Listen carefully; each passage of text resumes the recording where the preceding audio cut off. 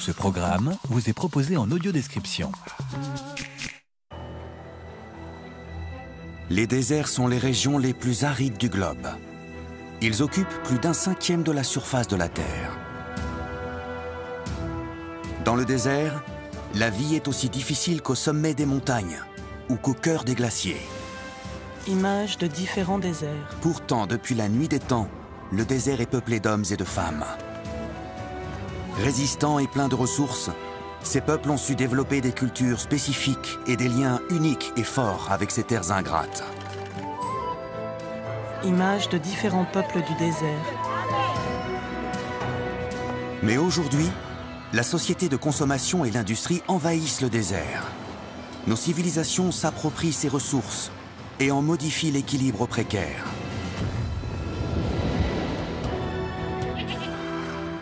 Et plus que jamais, les peuples du désert doivent s'adapter pour survivre. Autant d'histoires singulières de lutte et d'efforts qui illustrent ce lien si particulier entre l'homme et l'un des environnements les plus hostiles de la planète. Le titre « Désert » apparaît en surimpression devant une dune, puis nous survolons le désert de Gobi.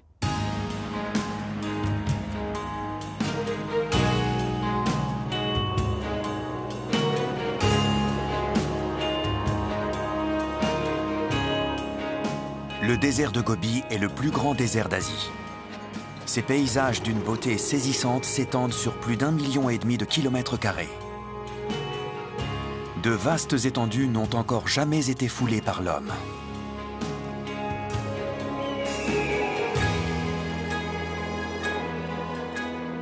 En été, les chaleurs peuvent faire grimper le thermomètre au-dessus des 40 degrés. L'hiver, les températures descendent jusqu'à -40. Un homme à moto traverse une plaine gelée. Pour survivre ici, il faut savoir anticiper. Il faut aussi aimer ce monde inhospitalier et y trouver sa place.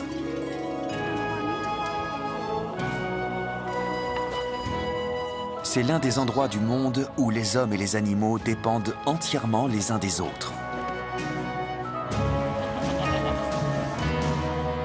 Mais un changement se profile à l'horizon. Une nouvelle Mongolie est en train d'émerger et elle convoite les immenses richesses du désert. Certains commencent à faire fortune, tandis que d'autres s'appauvrissent. Une panthère des neiges marche dans le désert, puis des hommes avancent à dos de chameau. Voici l'histoire du désert de Gobi, tel qu'on ne le verra peut-être plus jamais.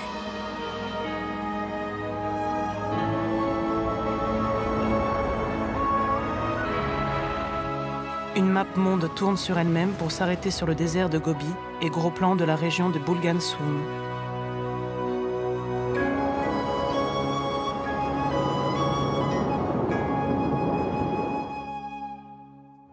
Survol d'une chaîne de montagnes arides, de l'étendue d'un immense désert, puis de dunes de sable à perte de vue. Derrière les dunes et au fond des vallées vivent des éleveurs nomades qui perpétuent l'œuvre de leurs ancêtres, vieilles de 10 000 ans.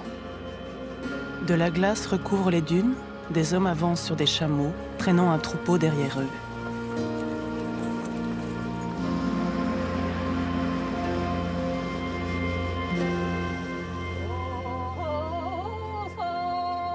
Les chameaux ruminent au coucher du soleil.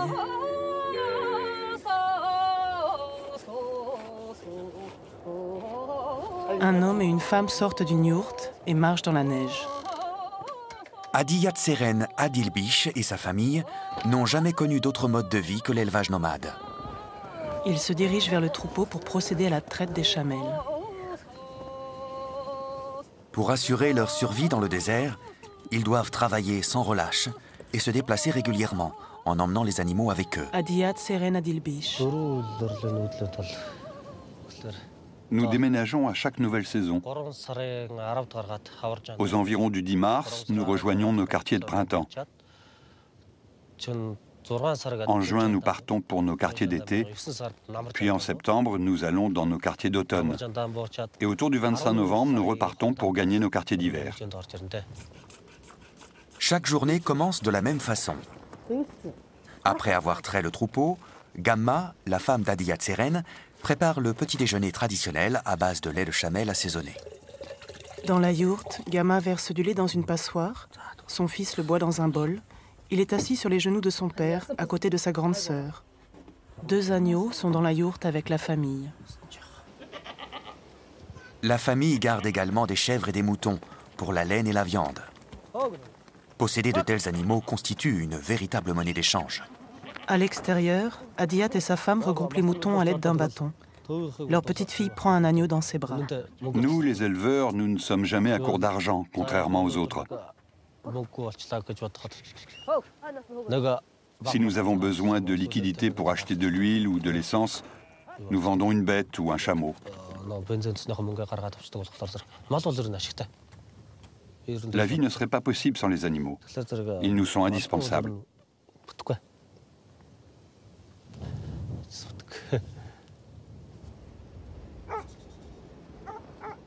Les familles nomades n'ont pas seulement développé un mode de vie unique. Elles ont aussi adopté des façons très particulières de communier avec leurs animaux. Gama et une autre femme sont assises de chaque côté d'une brebis. Cette brebis a donné naissance à 2 petits agneaux il y a à peine quelques heures. La femme chante près de la brebis et ses agneaux. La famille d'Adiyat Seren pense que ces chants anciens ont un pouvoir apaisant, tant sur le plan physique que spirituel, et qu'ils encouragent l'agneau à téter. Tout en chantant, la femme masse les flancs de la brebis et pousse les agneaux sous le ventre de leur mère. Cette relation extraordinaire montre à quel point ils dépendent les uns des autres. Un chat blanc et roux se prélasse au soleil sur le toit d'une yourte. Une petite fille sort de la demeure par une porte en bois, à côté de laquelle est garée une moto rouge. Mais la famille est surtout tributaire des plus gros animaux qui les accompagnent. Le chameau est le seul moyen dont les éleveurs disposent pour transporter leur famille et leur yourte à travers le désert. Ils peuvent compter sur lui, quelles que soient les conditions climatiques. C'est pourquoi il est vital pour eux de garder le troupeau en bonne santé. Adiyat tire un chameau derrière lui, les enfants marchent avec leur mère. Ils doivent parfois conduire les animaux pendant des jours et des jours à la recherche d'un point d'eau. Et le chameau n'est pas toujours aussi docile qu'on le croit. Il lui arrive d'être têtu. Adiyat Seren utilise un outil traditionnel pour lui serrer la bride. Aujourd'hui, le plus jeune du troupeau doit subir un rite de passage très douloureux. Adiyat enduit de salive une grosse aiguille et l'enfile sous les naseaux du chameau. C'est peut-être cette pratique qui a engendré le mythe du chameau qui pleure. Un autre homme retient l'animal par une corde. Pour Adiyat Seren, la souffrance de l'animal est un mal nécessaire. S'il n'avait pas cette grosse aiguille passée sous le nez, le chameau rechignerait à conduire le troupeau jusqu'au point d'eau. Nous sommes désolés pour eux, bien sûr. Nous aimons nos chameaux et nous en prenons soin. Il sourit.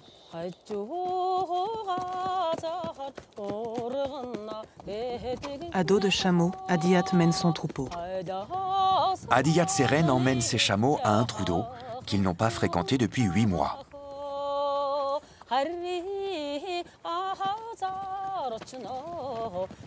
Le chameau possède un système d'alerte anticipé pour la soif. Lorsque ses bosses deviennent flasques, c'est signe qu'il est déshydraté. Adiyat creuse un trou dans la glace. Bien que ces animaux soient réputés pour leur endurance aux rudes conditions du désert, ils doivent s'abreuver régulièrement d'eau fraîche. Et en hiver, ils comptent sur Adiyat Seren pour en trouver. Dans le trou qu'il a creusé, Adiyat puise de l'eau dans une outre qu'il remonte à l'aide d'un bâton. Une pause apparemment banale, mais vitale. Avec l'aide d'un autre homme, Adiyat verse l'eau récoltée dans un abreuvoir creusé à même la glace pour permettre aux animaux de boire.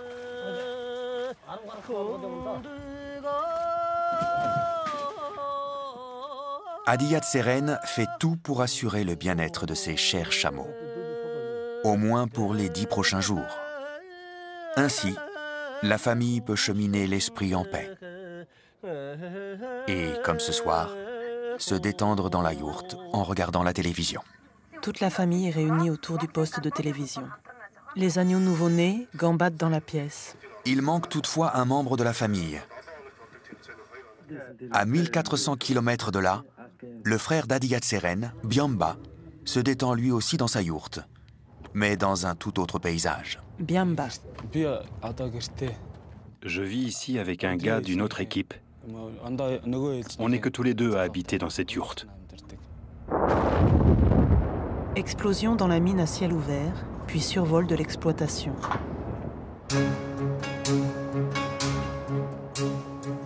Biamba fait partie de ces jeunes Mongols de plus en plus nombreux qui ont renoncé à être éleveurs et ont choisi de travailler à la mine. La Mongolie connaît actuellement un véritable boom de ses activités minières, dont l'épicentre se trouve à Oyu Tolgoi, à 80 km au nord de la frontière chinoise. Le géant minier Rio Tinto installe ici ce qui est en passe de devenir la 3e plus grande mine d'or et de cuivre du monde. Camions et pelleteuses circulent sur le chantier. Le gouvernement mongol a réussi à obtenir 34% des parts du projet. Il est convaincu que la Mongolie tient là une occasion unique de se sortir de la pauvreté.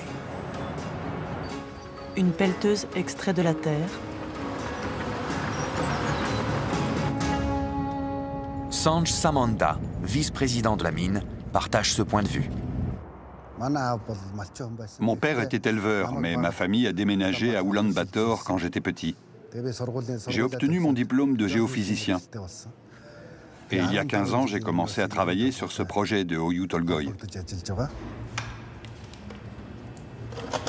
Tous les jours, Sanj examine méticuleusement des mètres et des mètres d'échantillons de roches. Et voici ce qu'il cherche. Dans un hangar immense, il observe un échantillon de roche au microscope. Des dépôts d'or ou de cuivre. Le forage sélectif effectué pour recueillir ces échantillons implique d'élaborer des hypothèses. Cette pièce est une photographie de la répartition du minerai à l'intérieur de la roche. Sanj Samanda est installé devant un ordinateur et étudie les données recueillies sur l'écran. En rassemblant les données, Sanj dessine une coupe verticale des couches terrestres qui montre l'emplacement du minerai d'or. Mais pour l'atteindre, il faut creuser profond. Et c'est là que Biamba entre en scène. Biamba est l'un des 10 000 mineurs qui travaillent sous terre pour parvenir au gisement. C'est un métier dur et dangereux. Mais Biamba est prêt à relever le défi. Biamba enfile une combinaison, des chaussures de sécurité et couvre sa tête d'un casque de protection. Je suis venu travailler là après la mort de mon père.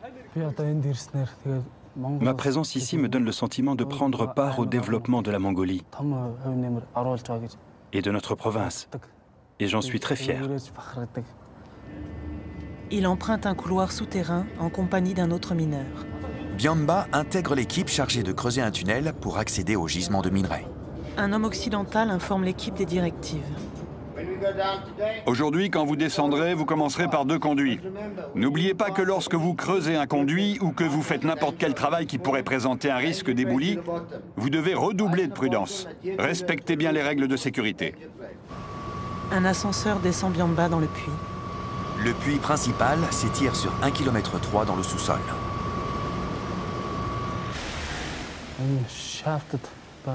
En creusant ces puits, on en apprend tous les jours un peu plus. Petit à petit, il va y en avoir beaucoup d'autres. Et c'est nous qui aurons l'honneur de les construire.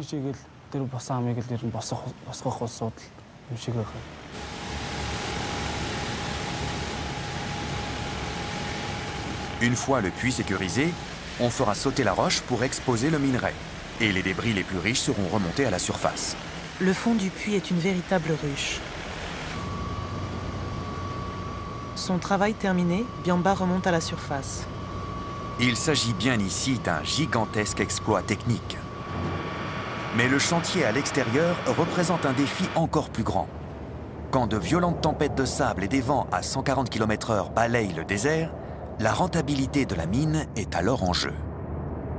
Sanj Samanda se tient devant la mine en construction. C'est très difficile de construire un grand complexe industriel dans le Gobi. Lorsque les vents soufflent très fort, les immenses grues tremblent. On est obligé d'arrêter de travailler, aussi bien en surface que sous terre. Et ça nous fait perdre un temps précieux. Seul un monumental effort industriel peut transformer le sol stérile du Gobi en une terre de richesse et de perspectives d'avenir. Si cette mine s'avère rentable, elle devrait à elle seule permettre à la Mongolie de doubler son PIB d'ici 10 ans. Non seulement ça va nous rapporter de l'argent, mais nous serons en mesure de former des ingénieurs et d'envisager l'exploitation d'autres minerais. Biamba fait ses courses au supermarché. Cette nouvelle donne entraîne pour Biamba un changement radical de son mode de vie. C'est la première fois de sa vie qu'il possède un tel pouvoir d'achat. Avec un salaire de 2 $ par mois, il gagne 13 fois plus que son frère nomade. À la caisse, il règle ses achats. Au déjeuner, Biamba se rend au self du chantier. Il ne se nourrit plus exclusivement de viande de chèvre et sa vie sociale s'est élargie au cercle de ses collègues de travail. Il s'assied à table pour partager le repas avec ses collègues. C'est une vraie fracture culturelle. Vue aérienne du chantier minier. Pour atténuer le choc, la compagnie minière héberge ses travailleurs dans leur habitat traditionnel. Mais la vie à l'intérieur est loin d'être comme à la maison. Biamba met du bois dans le poêle de sa yourte. À chaque changement d'équipe, d'autres gens viennent habiter ici. Je travaille 28 jours consécutifs et ensuite j'ai 14 jours de congé. Pendant mes congés, je vais habiter chez mon frère. Quand il fait mauvais, une certaine nostalgie m'envahit. Mon foyer me manque.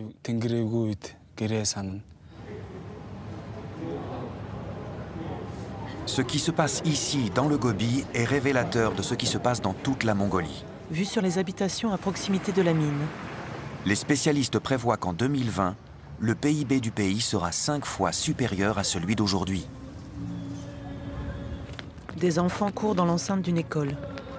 De plus en plus de gens rejettent le mode de vie traditionnel du désert.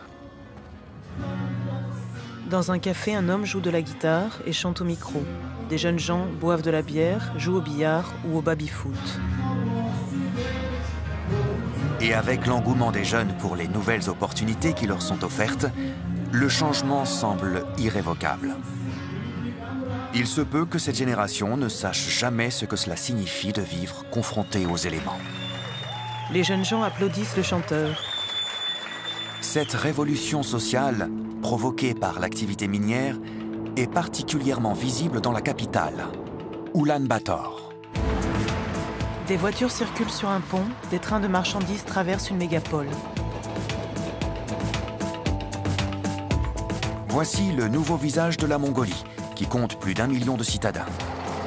La plupart des gens qui vivent ici bénéficient d'un niveau de vie qui, il y a quelques années seulement, aurait été inimaginable. Vue du désert de Gobi. Étendue de sable ocre, chaîne de montagnes arides, puis vallée enneigée où pèsent des chameaux.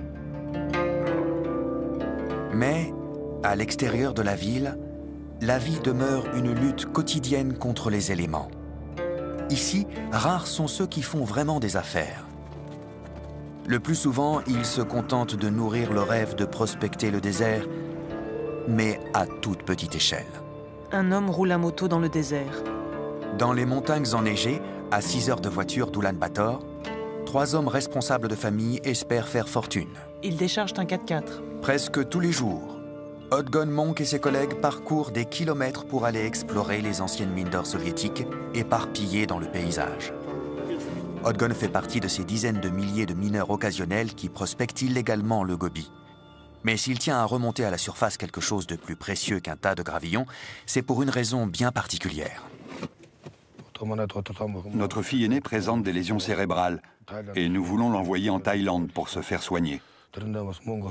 C'est pour cela que je cherche de l'or, pour avoir de quoi lui payer le voyage. Les hommes creusent le sol. Chaque jour, c'est la même chose. À l'aide d'un équipement rudimentaire, les hommes passent des heures à trier et tamiser le gravier dans l'espoir d'y découvrir un petit éclat qui scintille. Ils commencent dès l'aube et ne s'arrête qu'à la tombée de la nuit. C'est dur parce qu'il faut payer l'essence et l'huile. L'homme tamise la terre. On dort dans la voiture. Des fois, on a un radiateur pour nous tenir chaud, et d'autres fois, on n'a rien. La neige recouvre le désert. Tous les trous sont creusés à la main, même sous une épaisse couche de neige. Pendant que l'un d'eux enlève la terre à la pelle, les autres quadrillent le terrain alentour avec leurs détecteurs de métaux en quête du moindre grain d'or. S'ils ne trouvent rien, ils effectuent une dernière vérification à la main avant de s'avouer vaincus et de s'attaquer à un autre endroit. Ce n'est pas quelque chose que l'on trouve à chaque fois. Vous pouvez creuser à 2 mètres de profondeur et ne rien trouver. Et à 4 mètres, toujours rien. Un homme creuse au fond d'un trou. Cette pratique est non seulement illégale, mais dangereuse. Les hommes doivent se dépêcher de creuser avant d'être découverts par les autorités. Ils n'ont ni le temps ni l'énergie de sécuriser leur tunnel. Ils ont déjà creusé plus de 4 mètres dans la terre meuble du désert. Si les parois du tunnel s'effondrent, Odgon et ses amis mourront asphyxiés en quelques minutes. Odgon déplace un détecteur de métaux sur le sol. Le cours de l'or étant pratiquement toujours élevé, les hommes n'hésitent pas à prendre tous les risques. Une pépite de cette taille peut rapporter 280 $ au marché noir. Mais aujourd'hui, les 3 hommes n'ont trouvé qu'une petite poussière d'or. Je la vois là. La pépite est minuscule. Personne ici ne fait fortune. Personne. Il souffle sur le tamis. Odgon vit avec l'espoir qu'un jour la chance lui sourira.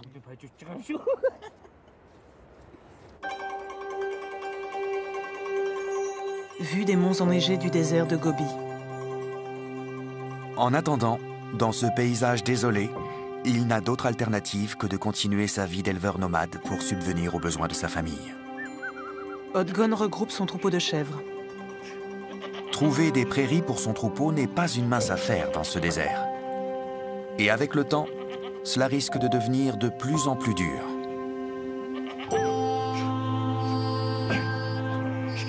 Les chances pour Odgon de gagner suffisamment d'argent afin d'envoyer sa fille se faire soigner à l'étranger paraissent bien compromises. À l'heure actuelle, il doit s'aventurer toujours plus loin pour trouver des pâturages, comme si les éléments conspiraient contre lui. Depuis l'année 2000, nous avons des hivers de plus en plus rigoureux. Des sécheresses en été et beaucoup de neige en hiver. C'est très dur.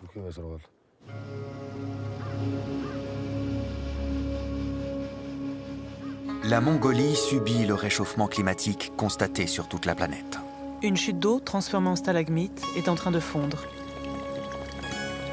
Mais la nature souffre ici davantage que dans le reste du monde. Dans certains endroits, les températures ont augmenté de plus de 2 degrés au cours des 65 dernières années.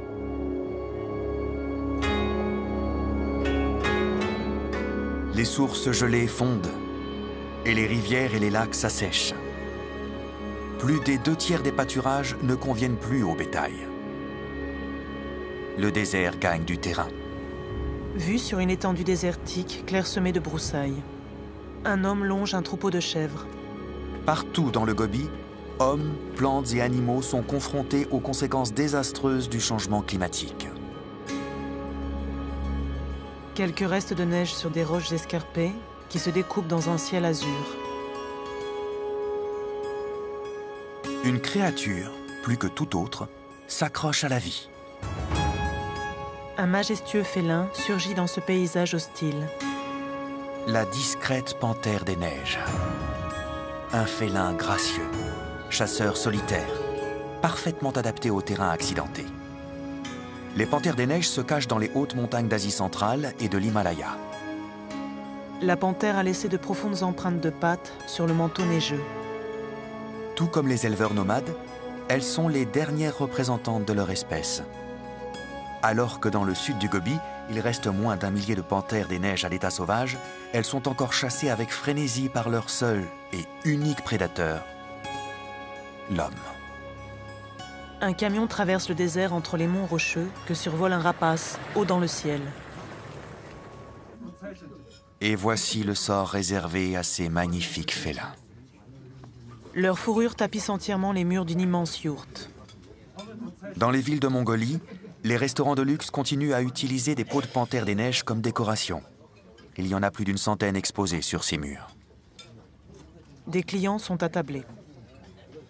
La panthère des neiges est si précieuse qu'il ne faut rien en perdre. Une fois les peaux recueillies, les squelettes sont vendus jusqu'à $200 pièce pour être utilisés par la médecine traditionnelle chinoise.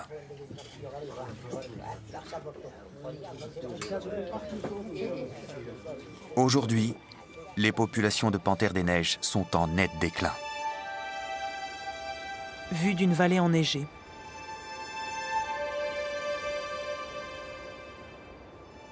Considérant la panthère des neiges comme aussi emblématique de la Mongolie que ses hauts sommets enneigés, un homme s'est donné pour mission de la sauver.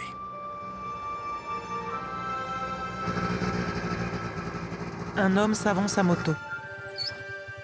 Il s'arrête. Sunbi Tumursuk, biologiste au Fonds de protection de la panthère des neiges, est une des rares personnes au monde à avoir pu approcher un de ces grands félins. Son équipe en a capturé une au cours d'une mission scientifique pour la marquer. Sunbi a profité qu'elle était encore inconsciente pour la toucher avant de la relâcher dans la nature. Sunbi a gravi une colline au milieu d'éboulis de roches. J'étais très ému. C'était un animal très majestueux, avec un long corps et une longue queue. J'étais vraiment impressionné. Gros plan sur une panthère. Sunbi a repris son trajet à moto. Sunbi passe le plus clair de son temps à parcourir de grandes distances pour parler aux éleveurs qui partagent ces étendues inhospitalières avec les panthères des neiges. Dans une yourte, il salue une famille. Aujourd'hui, Sunbi va rencontrer Uyen Gevel, une éleveuse de chèvres qui vit avec sa famille, au sens large, dans le village perdu de Tostbag, à l'extrême sud-ouest de la Mongolie. La survie de la tribu repose uniquement sur le bétail. Mais comme la sécheresse s'intensifie, le troupeau doit désormais s'aventurer jusque sur les terres de la panthère des neiges pour se nourrir. Et la famille redoute une attaque du fauve. Vous en avez vu dernièrement ? Il y a 7 ou 8 jours, des gens qui étaient allés vers l'ouest ont dit avoir vu des empreintes dans la neige.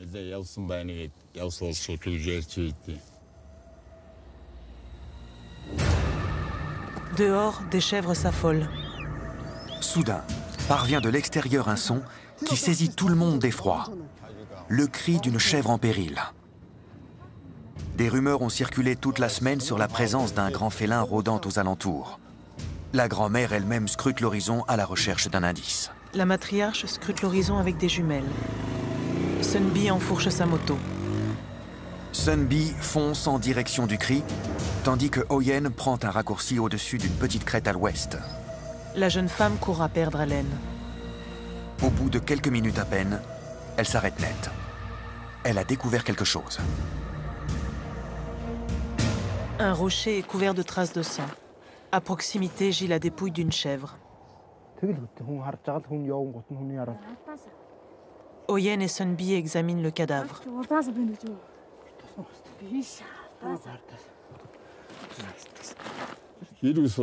Dans la yourte, le grand-père. Les panthères des neiges ne sont pas comme les loups, qui tuent 20 ou 30 bêtes d'un coup. Elles ne prennent que ce dont elles ont besoin. Pour moi, ce ne sont pas des fauves. Quel que soit le responsable, le résultat est le même pour Uyen et sa famille. Une chèvre morte, c'est un coup dur. La carcasse, contaminée par la salive du prédateur, n'est même pas comestible. Il n'y a plus qu'une chose à faire. Tondre la bête pour vendre sa laine au marché. Oyen, le visage entièrement couvert, tond la chèvre morte. Sunbi marche dans le désert. Sunbi sait bien que pour assurer l'avenir de la panthère des neiges, il faut d'abord éduquer les gens sur son comportement. C'est pour cela qu'il passe autant de temps à réunir des informations et à suivre les déplacements de l'animal. Aujourd'hui, il va installer une caméra à détection de mouvement pour prendre des photos de ces grands félins dont la fourrure est ornée de motifs aussi personnels que les empreintes digitales humaines. Nous utilisons ce système depuis 2008. Nous réalisons chaque année une moyenne de 5 à 6 000 clichés. La panthère des neiges est si difficile à observer que Sunbi fait tout pour obtenir des images de bonne qualité. Il n'oublie jamais les dernières vérifications d'usage. Après l'avoir solidement arrimé à un rocher, il passe et repasse à 4 pattes devant l'appareil pour en tester le bon fonctionnement. Chacun de ces passages génère un cliché.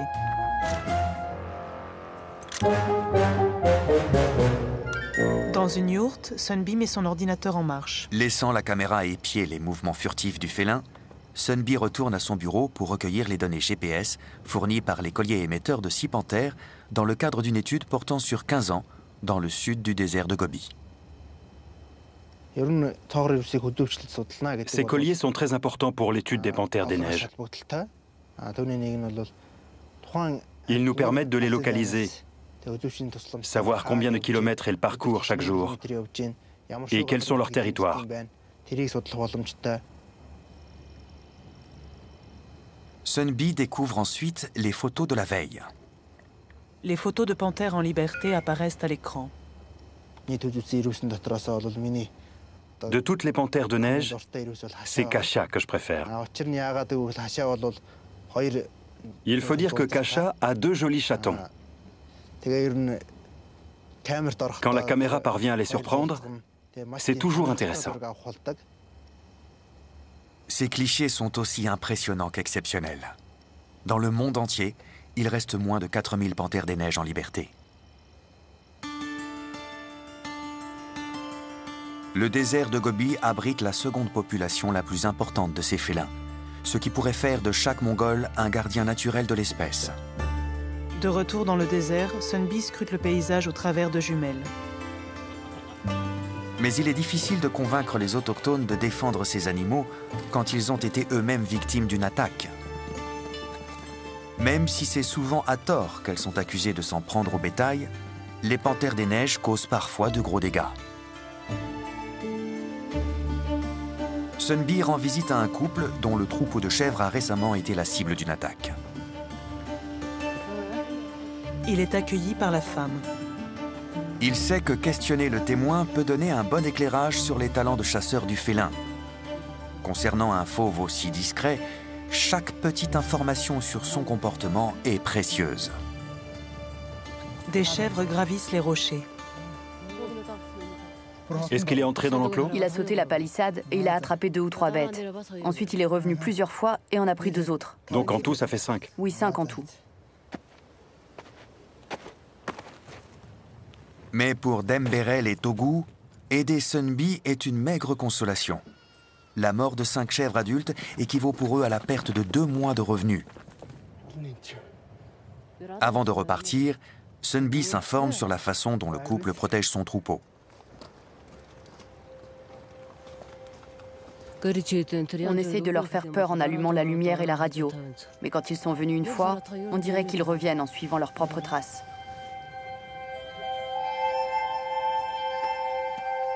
La femme retourne à son troupeau et le fait entrer dans un enclos.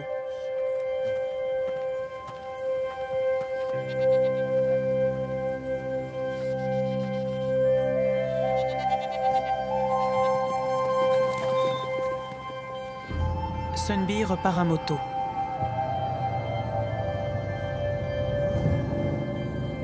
Ces temps-ci, Sunbi a beaucoup moins de mal à contenir la colère des éleveurs qu'à protéger la panthère des neiges contre la plus grande de toutes les menaces, le progrès. Et voici un indice révélateur de la toute nouvelle folie mongole, un boom minier incontrôlé qui commence à empiéter gravement sur le territoire de la panthère des neiges. Vue aérienne d'un chantier minier. Ce que l'on voit là, ce sont des carottes extraites du sol et abandonnées sur place par une compagnie minière partie en quête d'un terrain plus riche. Ils n'ont rien nettoyé avant de partir. Ils ont tout laissé comme ça derrière eux, tous leurs déchets. Le gouvernement compte bien tirer parti de cette ruée vers l'or qui pousse des compagnies de plus en plus nombreuses à venir exploiter les richesses du sous-sol mongol. Des dizaines de permis ont déjà été accordés sur la seule zone d'étude de Sunbi.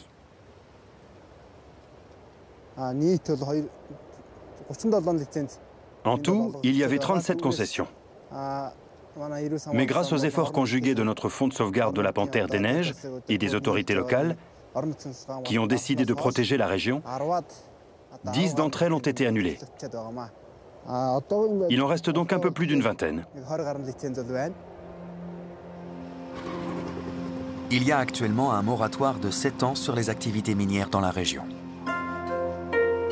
Mais l'avenir de la Panthère des Neiges n'en demeure pas moins très menacé.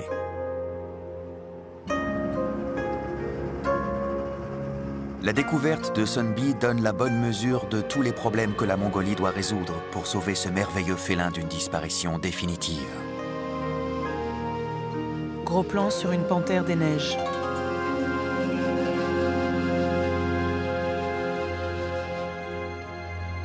Vue du désert enneigé. Ce respect du monde sauvage est essentiel pour qui vit dans le désert de Gobi. Au milieu de ce décor extraordinaire de pics enneigés et de plaines balayées par les vents, les Mongols sont unis à la nature par des liens spirituels qu'ils entretiennent dès leur plus jeune âge. Un homme et un petit garçon en costume traditionnel soufflent dans une conque. Tsend Oish, 13 ans, a toujours eu cette vocation mystique. Il habite avec sa famille à Dalanzadgad, qui se trouve à 540 km au sud d'Oulan-Bator, en bordure du désert. Vue sur les cheminées d'une usine. Dans une yourte, la mère de Tsen lui sert du lait chaud. Bien que cette journée débute en apparence comme n'importe quelle autre, elle n'a rien d'ordinaire pour Tsend. C'est la date la plus importante du calendrier bouddhiste. C'est aujourd'hui la fête du Nouvel An en Mongolie. Tsend et les autres moines préparent cet événement depuis des semaines. Je lisais des livres, j'apprenais les sutras. Avant la nouvelle année lunaire, on avait beaucoup de choses à faire. On nettoyait les vitres, on enlevait la poussière, on lavait les murs. L'enfant prend son petit déjeuner. Je suis devenue moine pour aider les pauvres et ceux qui souffrent. Et aussi pour devenir une meilleure personne. Sa mère enroule une ceinture en tissu autour de la taille de son enfant en tenue de moine. Dès sa naissance, on a su que Tsend était appelé à devenir un moine bouddhiste. Ma mère était alitée lorsque j'ai accouché.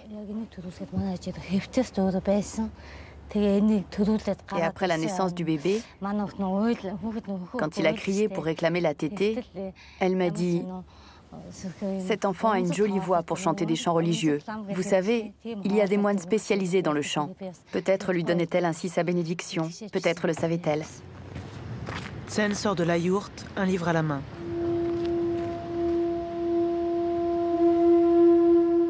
Pour appeler les pèlerins à se joindre à la fête, Tsend souffle dans une conque, un des instruments les plus vénérés du bouddhisme.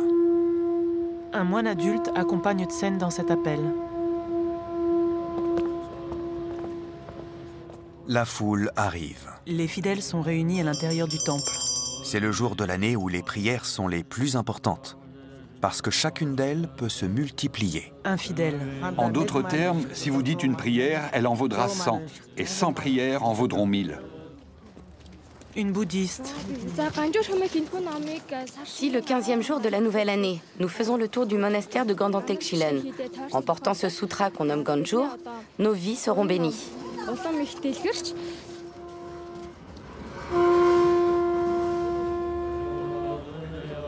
À l'intérieur du temple, 14 lamas célèbrent l'office religieux.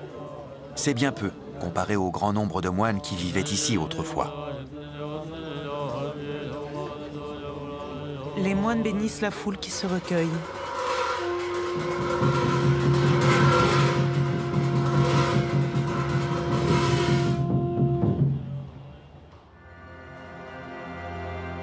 Un moine. Certains moines ont dû renier leur religion. Ils devaient cacher leur foi et leur savoir. Tout a changé depuis l'effondrement de l'Union soviétique en 1991. Et la religion reprend lentement sa place dans le désert. Depuis le retour de la religion en 1990, tout ce qui avait été caché est ressorti, doucement, peu à peu. Même la coutume consistant à allumer des lampes en secret.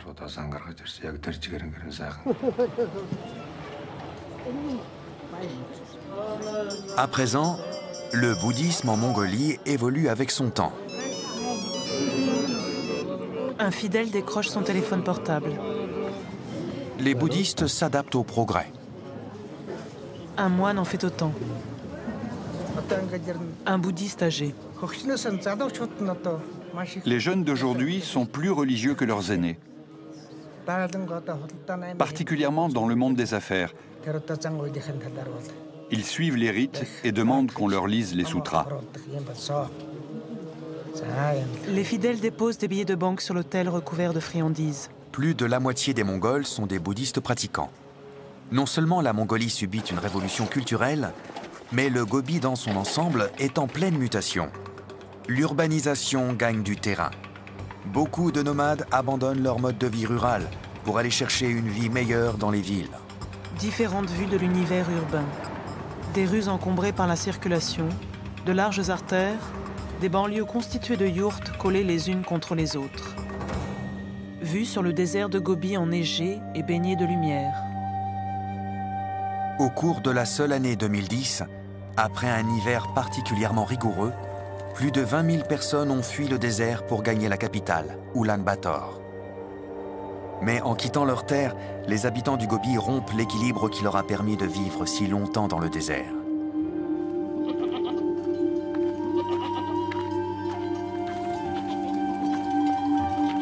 Un homme garde son troupeau de chèvres.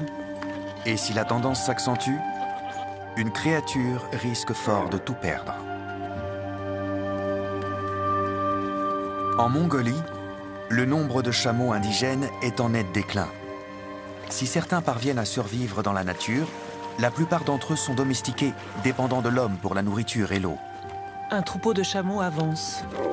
L'évolution de cette relation transforme également le rôle de l'animal dans la vie quotidienne.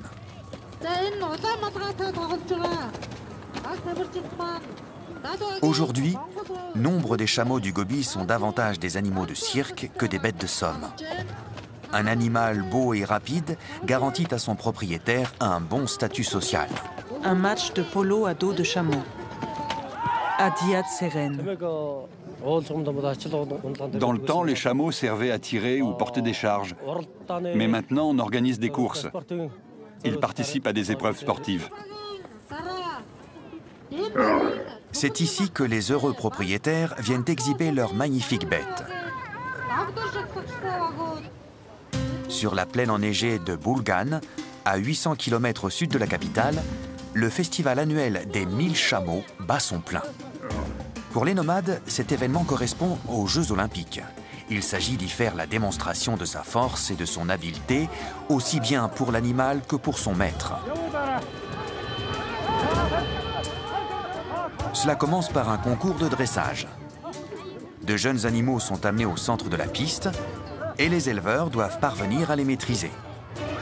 Avant de monter la bête, il faut l'entraver et la coucher. Ensuite, on coupe une partie de sa fourrure qui, une fois tressée, formera des rênes dont le cavalier se servira pour rappeler à son chameau qui est le maître. Le risque d'être jeté à terre et piétiné est tout à fait réel. Rodéo à dos de chameau.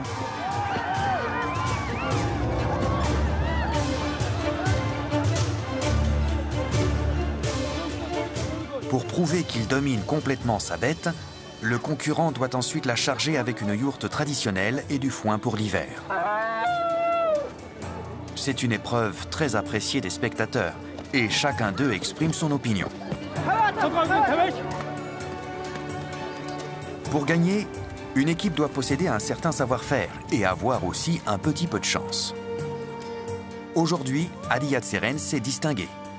À la tête de 60 chameaux, c'est l'un des plus gros éleveurs de la province. Pour lui, cette fête est une occasion de mettre en avant la puissance spectaculaire de l'animal, mais aussi d'attirer l'attention sur sa situation critique. Comme tous les éleveurs, je veux protéger les chameaux. Je veux les protéger autant pour la course que pour l'usage traditionnel.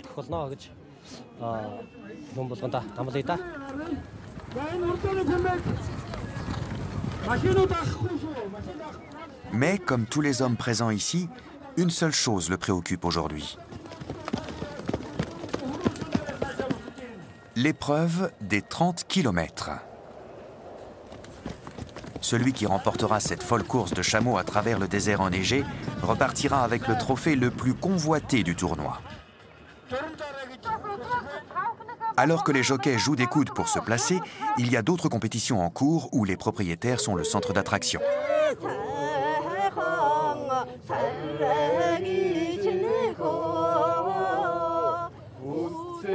Les nomades sont des gens fiers. Aussi, hommes et femmes se mettent sur leur 31 pour concourir au titre de couple d'éleveurs le plus élégant.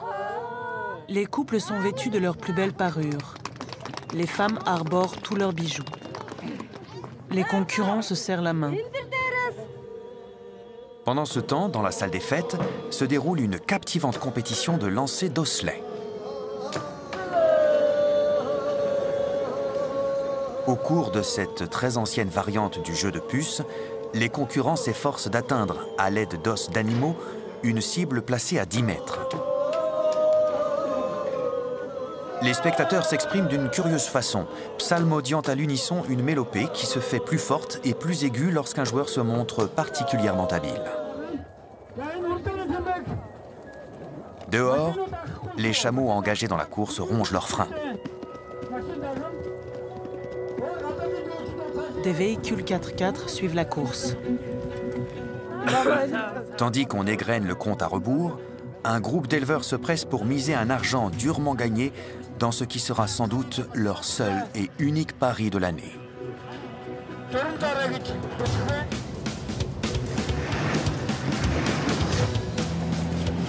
Chaque cavalier risque sa vie sur cette longue piste recouverte d'une épaisse couche de neige.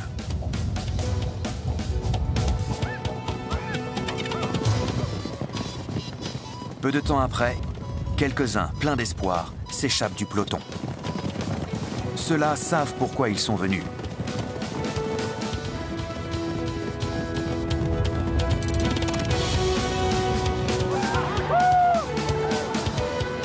Et puis, enfin, sur un dernier coup de fouet du vainqueur, la course de chameaux de l'année se termine.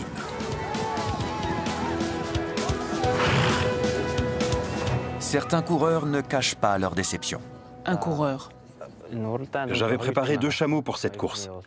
Ils ont pris un bon départ, mais ensuite, l'un d'eux a suivi un autre chameau et a été éliminé. C'est un chameau plutôt difficile. Son jockey n'est pas arrivé à le diriger. Mais comment l'épreuve s'est-elle déroulée pour Adiyat Seren? Mon chameau est arrivé 4e. Il était en tête jusqu'à 500 mètres de l'arrivée. Ça va, mais je suis un peu déçu. Le temps va me sembler long jusqu'à l'année prochaine. Le vainqueur de la course remporte une moto toute neuve, mais l'ironie de la chose semble échapper à tout le monde. Pour tous ses efforts, le chameau, lui, sera reconduit en camion jusque chez lui. 2 chameaux sont transportés à l'arrière d'un camion qui roule dans le désert. La fête est finie, tous s'en retournent à dos de chameau.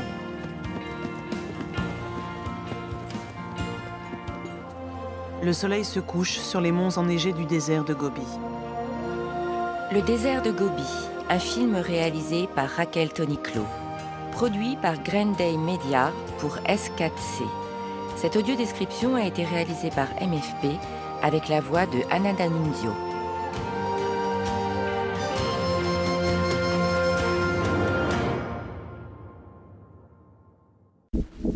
Tout de suite,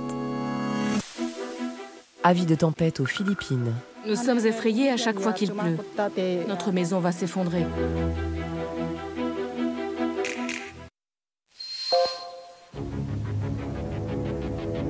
Nous enquêtons depuis des mois sur un gigantesque trafic.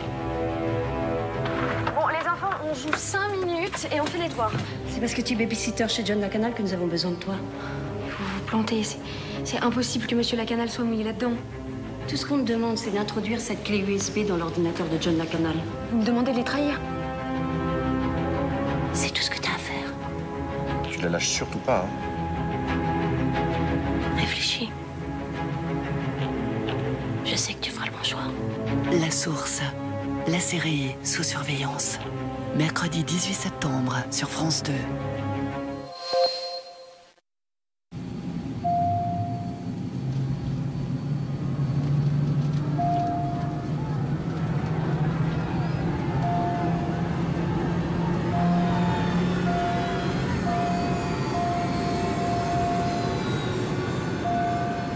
Danger dans le ciel, nouvelle saison.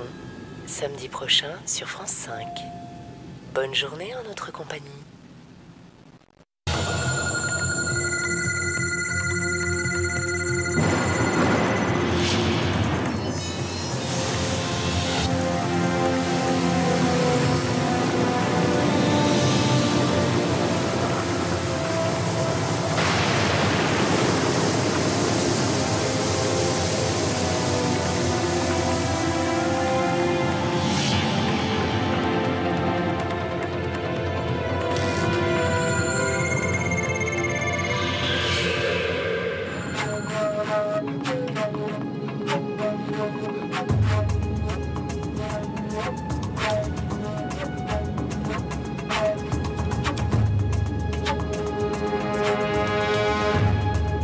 Au nord de la ligne de l'équateur, les Philippines. Des milliers d'îles qui courent d'un bout à l'autre du pays. Déjà au XVIe siècle, les conquistadors espagnols ne parvinrent pas à les dominer toutes. Puis ce fut le tour des Américains, puis des Japonais. Aujourd'hui encore, la majorité des 7000 îles reste inexplorée. Si l'histoire coloniale et épique ne souffle plus sur les Philippines, elle reste sous l'œil des typhons. Une menace quasi permanente et qui touche autant la façade maritime que les hautes terres comme les montagnes de la Cordillera, un territoire magique, à l'image de ce pays. D'une beauté saisissante, mais d'une grande fragilité.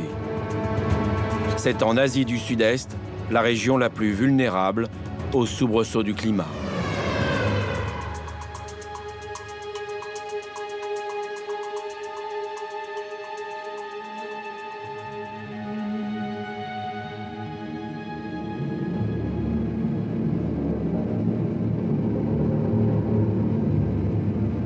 Sous la couche de nuages, le volcan Mayon. C'est la première étape de notre voyage dans l'archipel des Philippines. Sur l'un de ses flancs, les traces des dernières coulées de lave. Preuve qu'il reste une menace pour les habitants de l'Albaï. Mais ce n'est pas le seul fléau auquel ils sont confrontés. Il suffit de voir les monuments à la mémoire de ceux qui ont péri ces dernières années. Reming, 30 novembre 2006. Un super typhon avec plus d'1 millier de victimes. Des vents à plus de 200 km/h, des pluies torrentielles, des dizaines de villes et villages sont inondés. Près d'1 million de personnes sont déplacées. La région de l'Albaï est située au bord du Pacifique Sud. C'est la porte d'entrée des cyclones tropicaux qui frappent le pays. Après le passage du typhon Reming, les autorités décident de lancer un vaste plan pour mieux anticiper les risques. Au palais du gouverneur, dans le hall d'entrée, des stocks de riz. Au cas où. Au premier étage, une réunion avec les états-majors des services, police, armée de terre, marine, pompiers. Le gouverneur organise 5 à 6 fois par an des exercices grandeur nature. Sous son impulsion, des groupes dédiés au secours ont été créés. Face à un tel enjeu, les forces spéciales sont aussi réquisitionnées. Opération qui se déroule dans la bonne humeur. Ici, chaque unité tire au sort le rôle qui lui sera confié. Enfant du pays, le gouverneur